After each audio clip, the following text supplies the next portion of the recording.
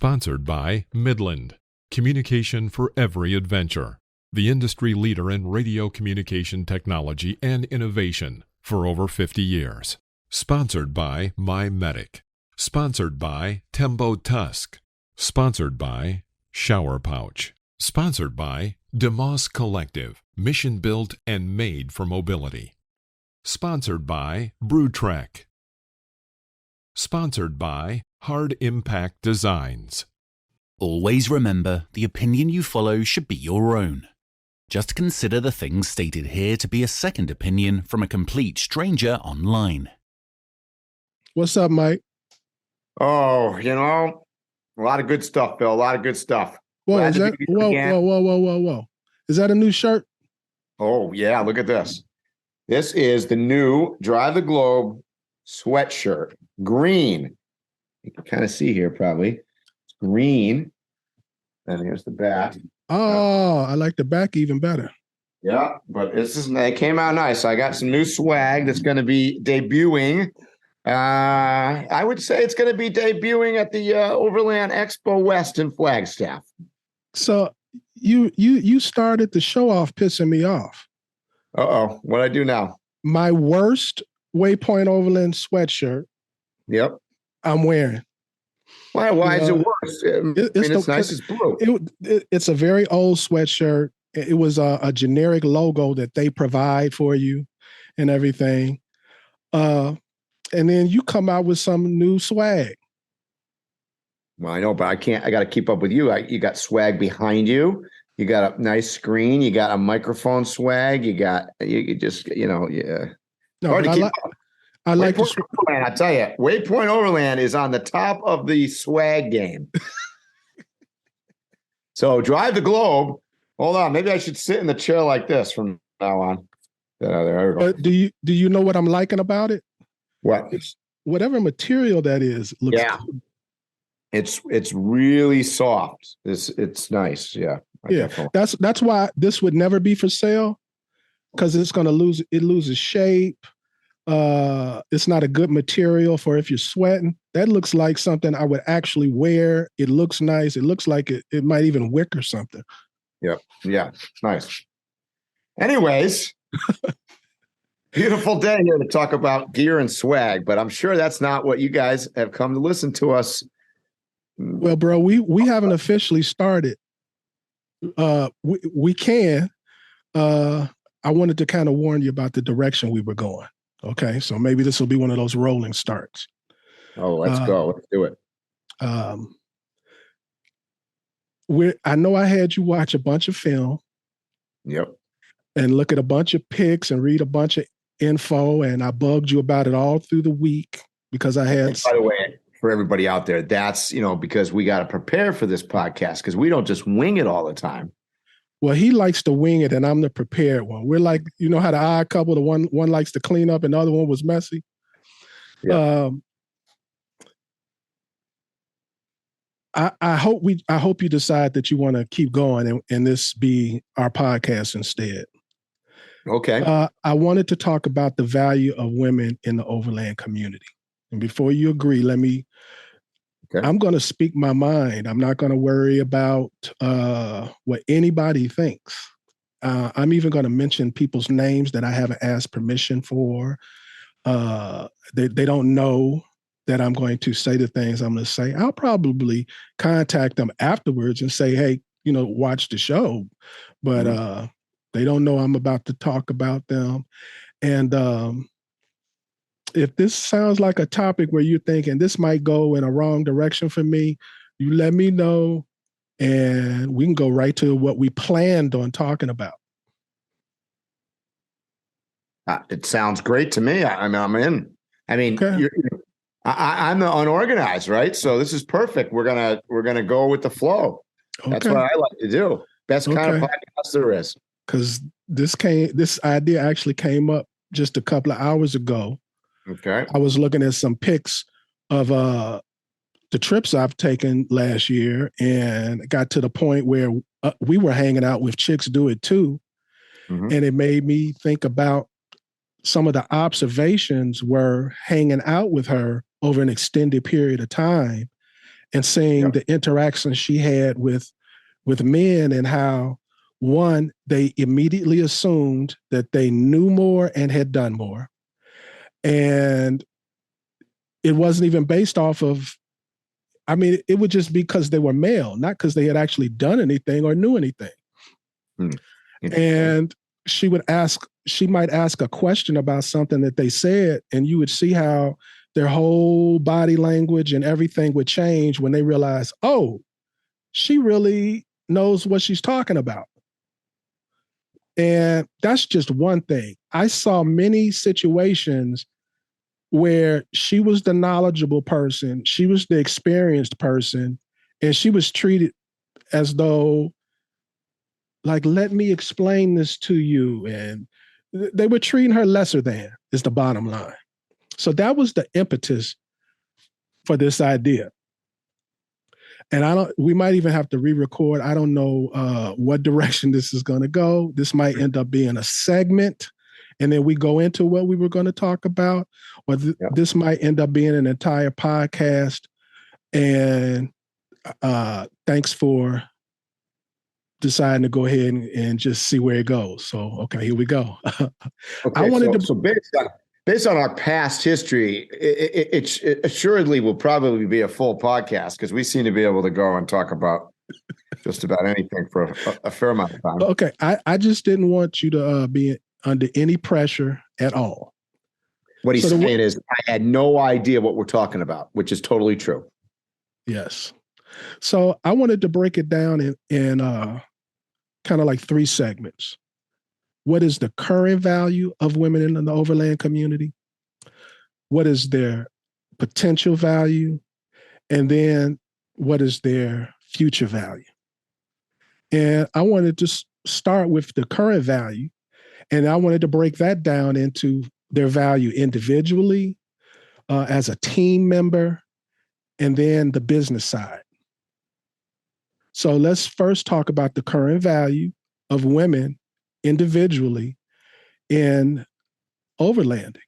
And one of the things I think is, I just want to start with setting the tone that there are a lot of segments of a lot of industries where the game or the business strategy is, I'm a female, I don't really have to know this, I don't really have to do this, I'm going to be successful because I'm pretty. And there is an element of that in this business like any other business. So I'm not talking about them. I'm talking about women who are actually solo traveling, who actually go to these events, who actually are really doing it. Yeah. And I'm a witness to, there are a lot of them. So they contribute, their first value to me is, it's a bunch of them out there already doing it. There's more than you think. And they are not getting their just due. Another thing, as far as their current value individually, is I think that they have affected the market. I think they have affected the events we go to, all in positive ways. I think a lot of people are not aware that these events that they've been going to was owned up until recently by 2 sisters. I think a lot of people are not aware that a lot of the arrangements that are made as far as trainers and things like that, that's a lady. Well, let me address that for a second. I mean, I guess we're going to start at the beginning of time here, but first off, I'm going to state the obvious. There are 50% of the humans in the world are women, and 50% are men, basically. So your pools to choose from in any environment are equal, right? And I think particularly in the, quote, stereotypical off-road, outdoor adventure, rugged sort of market, it was maybe in the old days, it was stereotypically a male-dominated industry. And I would agree with what you just said. And first of all, I don't think that that's necessarily the case anymore by any stretch of the imagination, nor should it be. But I got to agree with what you said. I think that the women in the quote overland community are hugely powerful and extremely successful. And I don't think that the overland community would be the same without them by any stretch of the imagination. And yes, I would agree with you also on the point where the products that are being designed and some of the equipment is geared towards the possibility that there are multiple views of looking at the same solution to a problem. Because, we joke, what is the old thing? Men are from Venus and women are from Mars, or is it the other way around, or whatever. So there may be a different outlook between the different people out there. And by the way, it's not just male, female, it's, wealthy, it's economic, it's background stuff, it's cultures. There's all sorts of stuff that we could address. But whenever you get a mix of different people trying to solve the same, let's just call it the same problem, or coming up with ideas, the more varied the backgrounds are, the better. That's my strong belief. So, you want to mention names. I hung out with somebody in Baja who has a YouTube channel. So if you haven't checked her out yet, please do. Her name is Simply Lisa is her YouTube. Oh yeah, she's cool. Yeah, and I didn't know a ton about her before she came down to Baja. And here's and I don't want to go down all sorts of tangents, but she's a single woman that's been traveling. Quite frankly, she's been traveling like most of her life, not necessarily all vehicle based. And she has a ton of experience, just an enormous amount of experience. So to say that, for some reason that she's going to be less experienced or less knowledgeable about things than, say, an equivalent male is asinine, quite frankly. And she is unique in a couple perspectives. One, she's disabled and she's older. So she doesn't meet any of what I would consider to be what maybe were the former stereotypes of, quote, the 4x4 off-road market industry. And that is like super refreshing because, to hang out with her, say, down in Mexico, it was her first time going through. She's lived in the Spanish, world in Central America, but this was her first time going through Baja. And really, for that would matter. It was also a first time that she was doing some of the aggressive, what I'm going to call more aggressive trails and off-road routes throughout the peninsula of Baja. And, she learned as she went. She was with a group of people, and it was fascinating and awesome to see. And I think that's certainly where I want the overland community to go towards. And I'm not suggesting that I necessarily think it isn't there, but that's just one example of something that I thought was fantastic. I am so glad you brought her up because she is a good example of the point that I'm trying to make. I hope that you took some pictures while she was there, because I would like to show her vehicle when this is posted. Mm-hmm. Yeah, good point. So one of the points I want to make is most of us big macho guys, we get on our YouTube channels and say, oh, before you go to Baja, you need 37s and skid plates and 200 gallons of extra gas and blah, blah, blah, blah, blah, blah, blah. Look at my rig. I'm a good example of that. And talk about her. And I believe if you gave 100 of these overlanders a poll and said, guess what you think her vehicle is, I'm saying 100 of 100 are going to get her vehicle wrong. Yeah. It's stock, right? It's a virtually stock. It is 4-wheel drive. It is a. I'm going to get this wrong. I think it's a Suzuki Sidekick. Yeah, yeah, or a variant. Yeah, I always put the Suzuki Sidekick, Geo Tracker, Chevy Tracker, all in this, the same basic vehicle.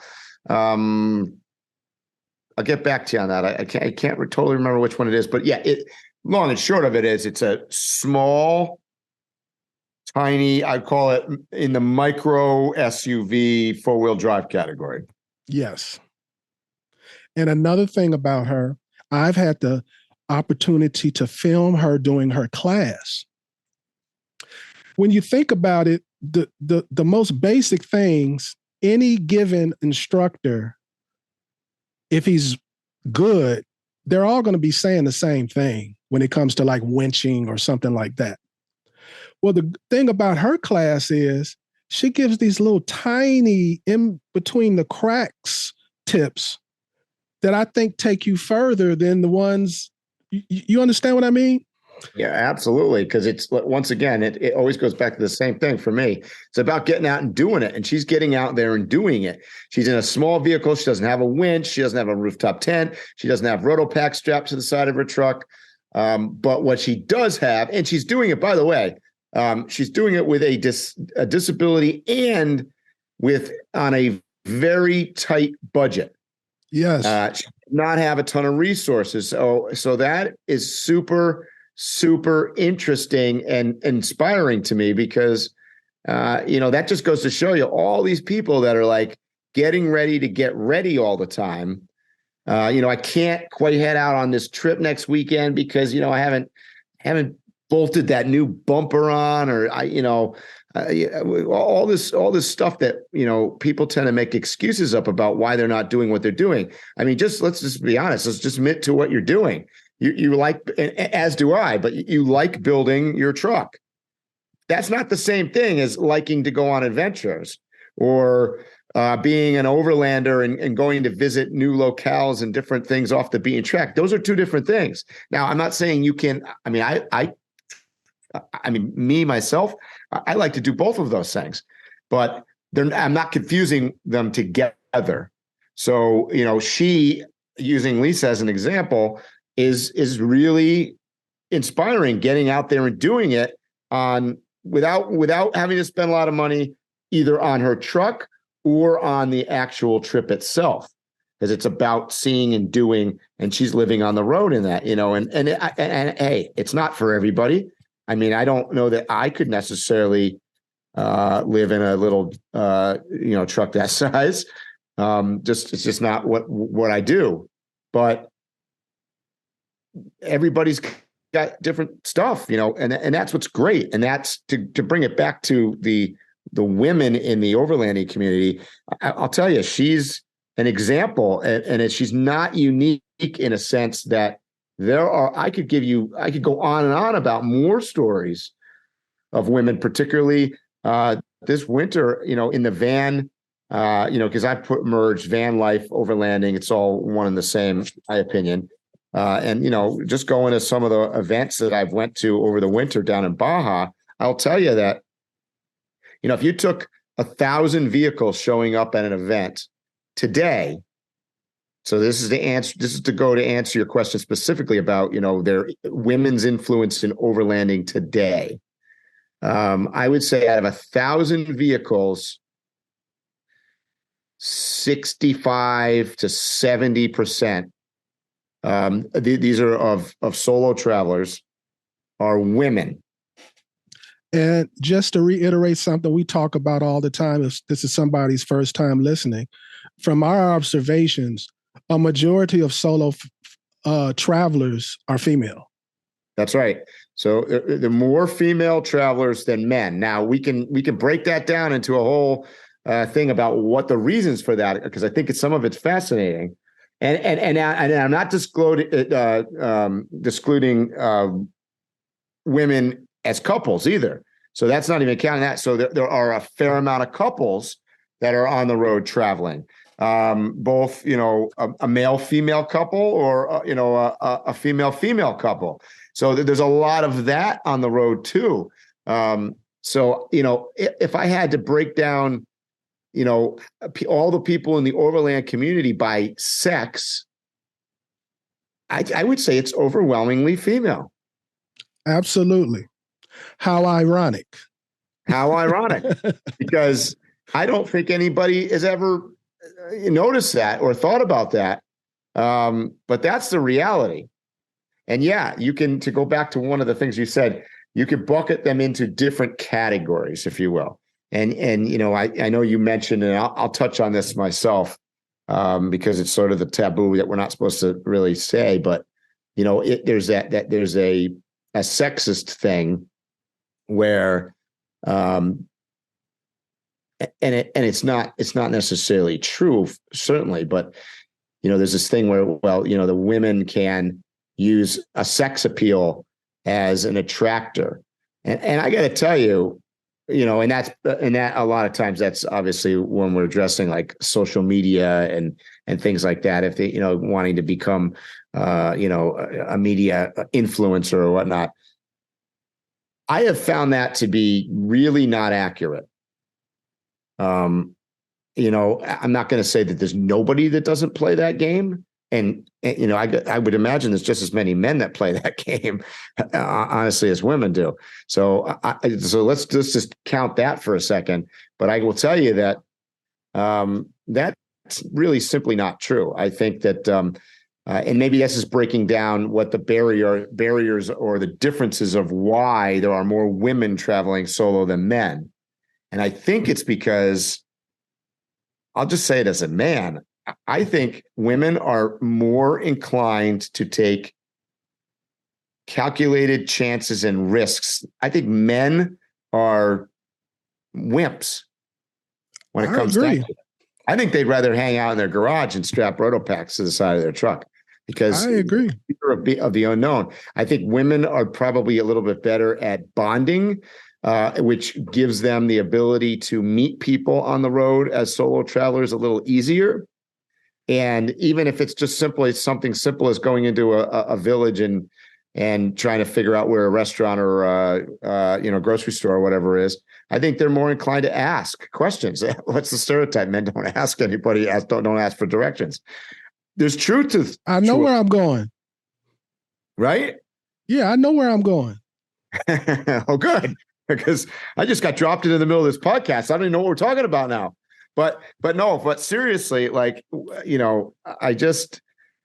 it fascinates me to run. So when I hit the road 3 years ago, and I should, let me take this way back. I know I'm just babbling on now, but just tell me to shut up. Let me take it way back into my original days of overlanding when I was in Africa. And I will tell you that even back then, this is a long time ago now, I ran into, and this was not Americans mostly at the time, but international travelers, Australia, France, Italy, Germany, from wherever. Even back then, it was a lot of women travelers, a lot of solo women travelers. I got, I think I don't know if we ever talked about this on a podcast, but I was stuck in Rwanda.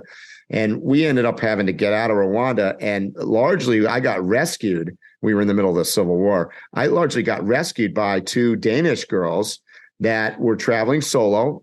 They actually hooked up together, and they were two women in the middle of Central Africa, traveling around by themselves. So I saw this a long time ago, and I think that was probably my first instance of realizing on that particular trip that, wow, this is not at all what I thought. I grew up with a different idea, and over the years, I think that's panned out. And now, come to modern day, I think we're still seeing the same thing. So there's reasons behind this, and that's, I guess, what I'm getting to.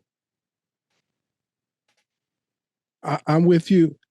I'd like to talk about them as a team member too, because I've heard men talk as though having to be paired off with a female as a team member is like that's some bad thing, like it's a demotion or you've been done wrong. There are men who don't think that a woman can be a good team member as part of a team. And I totally disagree with that. And there are many reasons why. One, men perform around women. So I've noticed when you could be like, why are you coming this direction? But I've noticed when there's at least one woman on the team, men tend to collect more firewood. Yeah. And that's a plus for me. Yeah, exactly. I know this is supposed to be serious, but no, they seem to incentivize the men to be more responsible and do their jobs.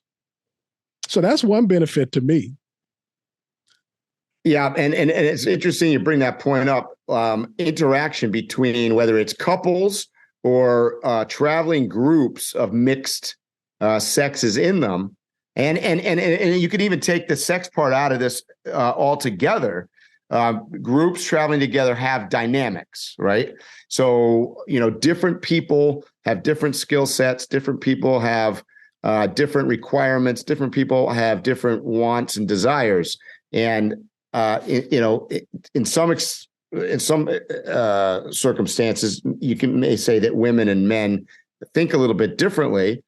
I think that's powerful because it brings more viewpoints to the table, right? It's just like having 6 brains is better than one.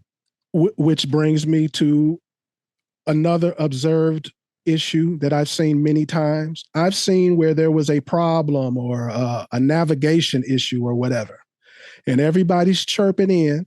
And I've seen where the woman, the female, the lady, she gave an answer. It was the answer. We should just move on. But the conversation keeps going and keeps going. And then somebody basically repeats what she just said. Now it's valid.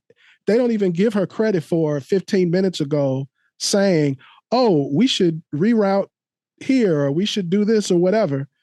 And when she said the same exact thing, there was like no credence given to what she was said.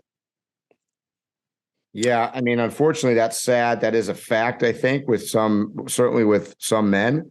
I will tell you, I kind of have the opposite perspective on that. If she says it, we're probably doing it because, you and I could probably, it's like we're, who are those guys? Who are the guys that we run around with the sticks and the rocks? The cavemen. That's kind of like us, so we're going to be like, I don't know.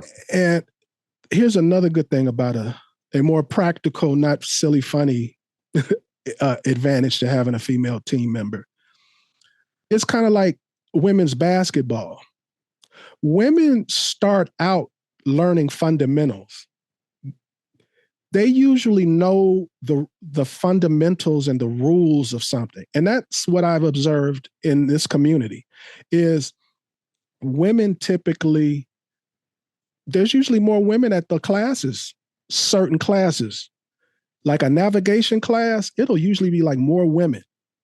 It may be because she's the navigator for the husband. Whatever the reason, I see more women at a lot of these classes because they want to know exactly the right way to do it. And yeah, it's funny you say that about basketball because I got to totally agree with you here. If you watch, say, college women's basketball versus college men's basketball, it's actually skill-wise much beautiful. Better. Yeah, exactly. They do it by the book.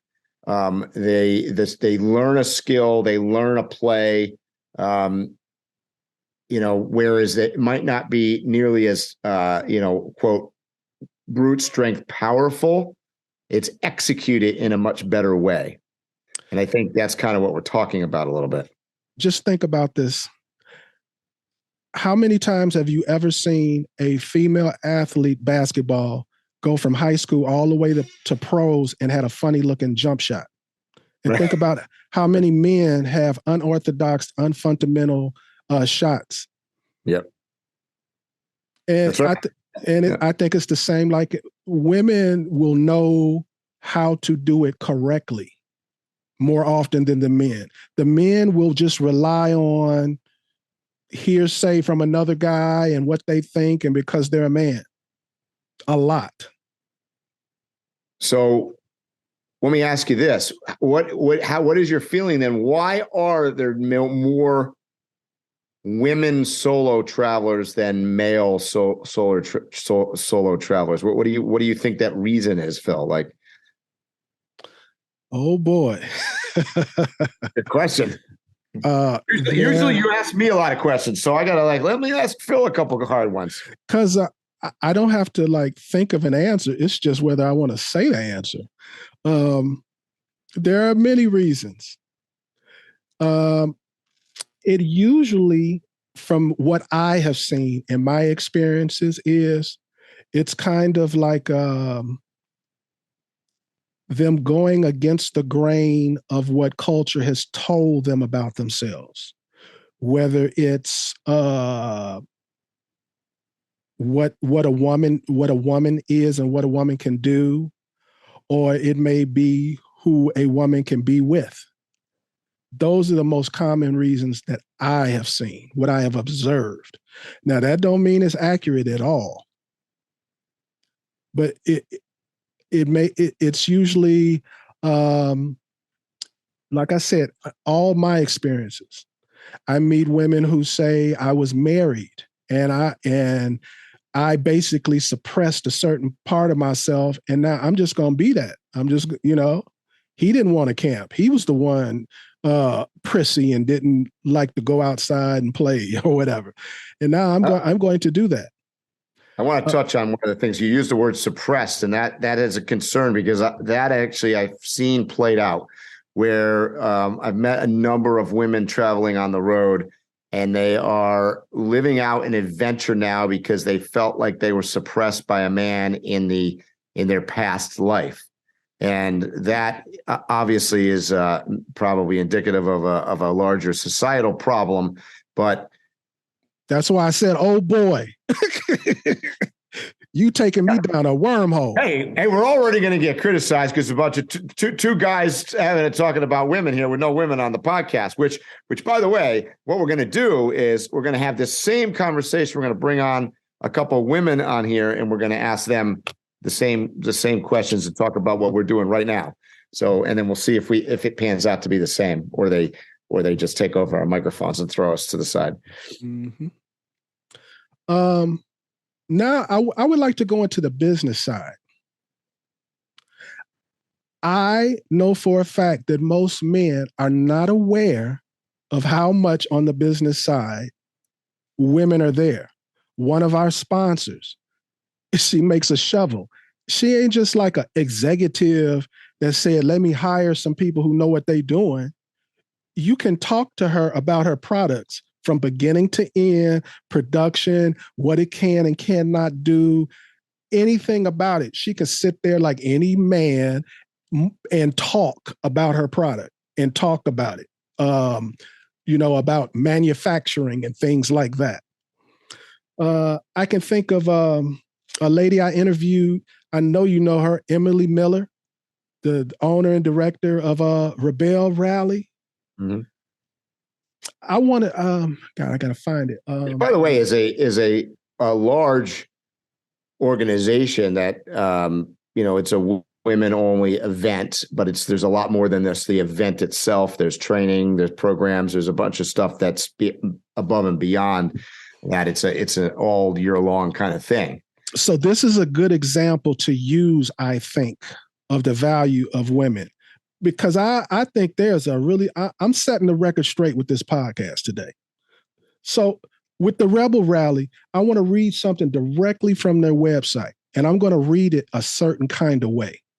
So I can't find it, but the Rebel Rally is the first women's off-road navigation rally in the United States. And I want to address how most men will react to what I just said. Oh, they're doing something kind of sort of like something the men are doing. That's the immediate reaction of most men. It's a natural reaction. I get it. But as you know, this isn't like one of those events where they claim to be doing something huge or just like the men, where there's all, like all kind of help and support, or they've changed the rules or the physical requirements. This isn't one of those type of things. They actually are going harder than the men in certain instances. Most of the men they've taken, for those that don't understand the concept, the Rebel Rally has taken basically the classic rally formula, old school rally formula, where they navigate by maps and compass and different plotting things, and it's a typical rally fashion, but they've added the element of off-road and camping and everything else into the whole scenario. So I used to do rallies back in the day, road rallies, using basically the same equipment, same concept that they're using, but with a lot less drama involved in the navigation on the off-road side of things. So that's definitely a skill set, and there's nothing, they're not skimping on anything in that kind of format. It's a very difficult, very intensive, and physically and mentally straining event. In my opinion, many of the people listening, their social media stars, wouldn't make it through the training, the education, let alone the actual event. I got something to show you right here. That's getting way off subject here. I like that. Whoops, it just disappeared on my back screen here. But that is the original stopwatch chronograph to do for road rallying right here. It happens to be sitting on my counter. Anyways, the and getting back to women in the business side of it, that is an event that is run by women.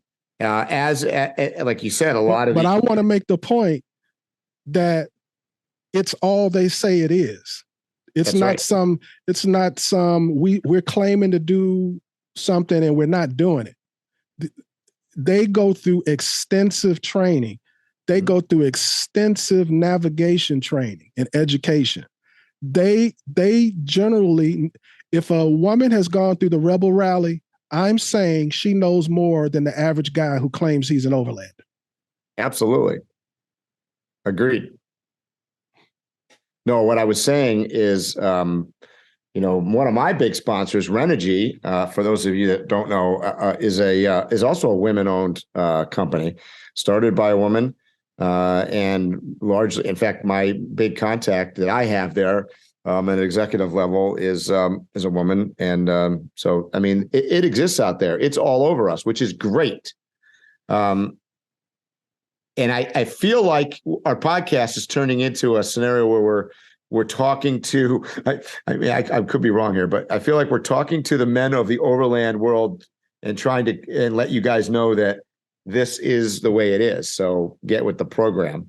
It's like I kind of feel like I'm trying to be a sales guy, but and I'm not trying to be a sales guy, but I just, I accept it. I'm super happy that that's the way it is. Is there room for improvement? Yeah. I mean, do you still have issues, and do you still have scenarios where women are at a disadvantage and or are discriminated against? Absolutely. Unfortunately, yes. And that's why I wanted to do this podcast, because I've just witnessed too many times somebody who don't know what they're talking about, and they'll be talking to a lady who's done it and be talking to her like she's an imbecile. Yep. And sorry, I'm trying to get out of the sun coming through my window here. It's not good. There we go. I'm hoping at least some of the men are hearing this podcast, and they won't be so quick to get into their bravado thing, because you're embarrassing yourself. Many times when you think you're bragging, the other person is looking at you like they don't know what they're talking about. Yep. And there is a lot to address currently the women in overlanding. There are just a ton of fairly famous social media icons that are women in the Overland community. There are people running expos and organizing Overland events. There are women out there that are out there exploring and doing, not for the purpose of promoting it on any kind of media or anything, but just getting out there, finding themselves, recovering from something, getting away from whatever, just living life, many different reasons. And that is good to see. I think there's a lot more women influence on the products that are going out. I think there's a lot more women getting involved in the ownership and production of products that are in the Overland industry. So on all levels, it is great. I think the future. Well, let's look at the potential first. Okay, let's look at the potential. Okay. Because it goes right with what you're saying. You know, we've already established that they're already the impetus behind some of the industry and the innovation that's going on. I think their potential ties into what we talked about last time on our news segment about the uncertainty about the growth of the industry. There's absolutely going to be no growth without the women. No, because first of all, it's half the population. And second, to go back to, let's take it down to rocks and sticks level here. You know, last week or one of the podcasts we've done recently, we talked about the Overland industry and, Turtleback trailer going out of business and stuff like that, and reasons for that. I mean, let's face it, admittedly, some of the products, maybe many of the products, were designed by men for men with men hat on. And let's just take a trailer, and this is not criticizing or attacking any, or not even naming any company really, because I don't think that's the case. But let's take a trailer that was designed by a man. Let's just hypothetically designed by a man with man ideas, and a couple goes out for a week trip to Alaska, and the woman says, hey, geez, I wonder why they designed this slide out kitchen thing in the back like this. And, I want to put my gear here, and how come it, and their mindset is working differently. And let's face it, if you're going to spend $40,000 on a trailer for your family, it would be a good idea that your whole family thinks it's a functional, good trailer, right? So if only 50% of that family, let's say it's a husband and wife, think it's a great idea, and the other half, in reality, do not enjoy it out on the road, because I talk about this all the time. If you're not comfortable and you're not enjoying your trip with the right setup, you're going to be miserable and you're never going to want to do it again. So, if we're just talking about a male-female thing here, well, I got news for you guys. If you want your companion to be happy and comfortable, you better make sure that they are involved in the design of it. It's kind of common sense, but what happens is, once we start making those adjustments, which has happened, we enjoy those comforts too. Absolutely.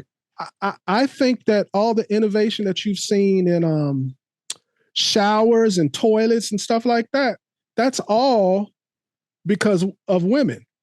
Phil, I got the best compliment I could have got at Overland Expo, and I actually have got it more than once, where people come on board my truck and go, "Oh my God, this must have been designed by a woman." So that's the best compliment I heard. So it looks like it's comfortable, and it looks like it's functional, and it actually works. That falls in line with a question I wanted to ask you, because I haven't observed it. Do you have a lot of women that go through the truck and then ask, "Are you married?" Yeah. Oh yeah, constantly. If that one video that Tiny House Giant Journey did, I think it's got almost 5 million views on it now. I would say every 10 comments, 1 out of 10, somebody will ask, am I married? Did I break up with somebody that designed it? wow, I'd love to live in that. That looks like it, and these are coming from women. So that's what I thought. In fact, I've noticed, which is weird because YouTube typically skews, certainly my channel does, but tends to skew more heavily male than female. And I've noticed, and this may be part of that segment because it's like tiny homes, and I think maybe it skews heavier women. But I would say on those videos, it's probably more like 60-70% women that are commenting on them. I asked that because I've seen you, I've hung out with you around your vehicle at many events. And what I have observed is there's a certain kind of reaction from the male and the female to the outside. And then there's a complete different reaction once they go on the inside. Mm-hmm. The guy is more enthused on the outside. The lady is more enthused on the inside. So I wondered, did she think that maybe it was some kind of female influence? Yep. And then being a guy, I mean, I get it. Guys like man caves and like, let's make a cool man cave. However, let's all admit for a minute, like, I don't necessarily, just because I'm male, I don't want to live in a man cave. It's okay getting away to a man cave. But it isn't necessarily the most functional thing.